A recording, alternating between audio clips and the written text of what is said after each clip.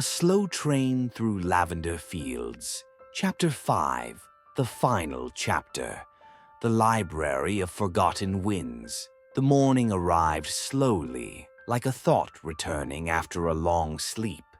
The traveler awoke to the soft rhythm of the train winding through golden hills, blanketed in a mist that shimmered like gold silk. Outside the window, the sun peeked gently through the clouds, casting pale light across dew-covered fields. The world looked freshly washed, as though the night had rained quietly, then apologized for waking anyone. A bell chimed once. The train's hum softened. "Next stop," the conductor called gently, "the Library of Forgotten Winds."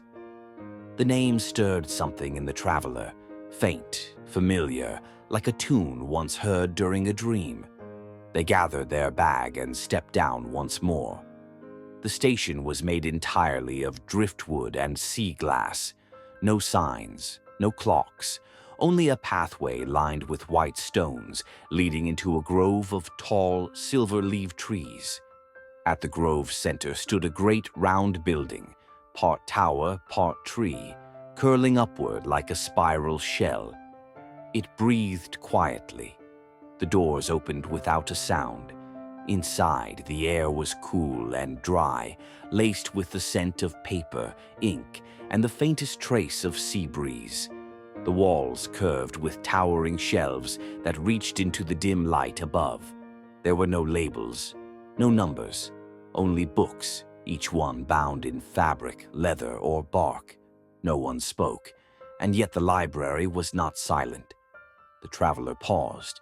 They could hear the wind, moving softly between the shelves. Not wind from outside, but wind from long ago. Forgotten winds. Each section of the library held winds once felt.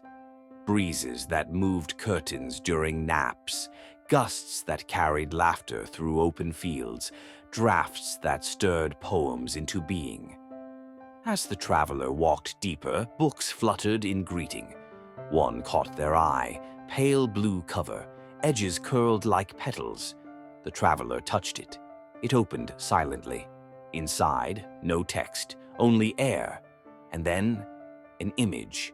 A boy swinging beneath a tree, his coat catching the wind.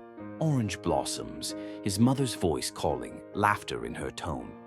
Another page turned. A girl in a desert, arms wide, wind lifting her veil, sun behind her, sky open and endless. The traveler closed the book, returned it to its place. The wind settled. They wandered on. A tall woman passed, dressed in quiet gray robes, books in her arms. She paused, looked at the traveler. "You don't choose the book," she said. "The book chooses the breeze you've forgotten." The traveler nodded. "What happens when you remember it?" She smiled. "Then it returns to you, not to carry you away, but to carry you home." And she vanished into the upper shelves. At the library center was a round stone table, carved with wind symbols, spirals, waves, ripples. Atop it, one book, blank, bound in soft gray linen. The traveler sat, a page turned, blank, then another, still blank. Then, words appeared, faint at first, then bold, not written by hand, not read by the eyes, but remembered by the heart. A breeze passed by. It smelled of chalk dust and morning grass. A memory returned, a rooftop, a lost kite, a whisper to the sky. Not a big memory, but it had waited patiently to be remembered. The traveler touched the page. The wind sighed.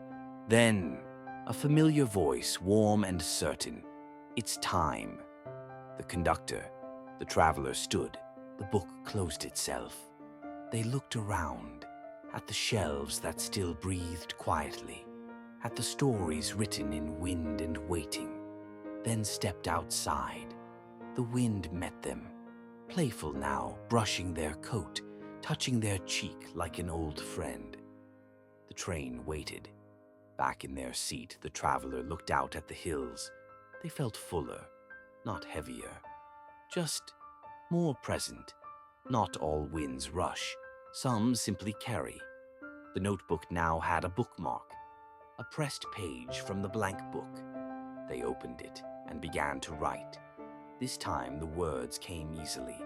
The winds we forget still remember us. They wait in pages, in leaves, in passing shadows. And when we are ready, they return, not to stir our lives, but to settle our souls. The train moved forward, the world exhaled, and the traveler simply smiled.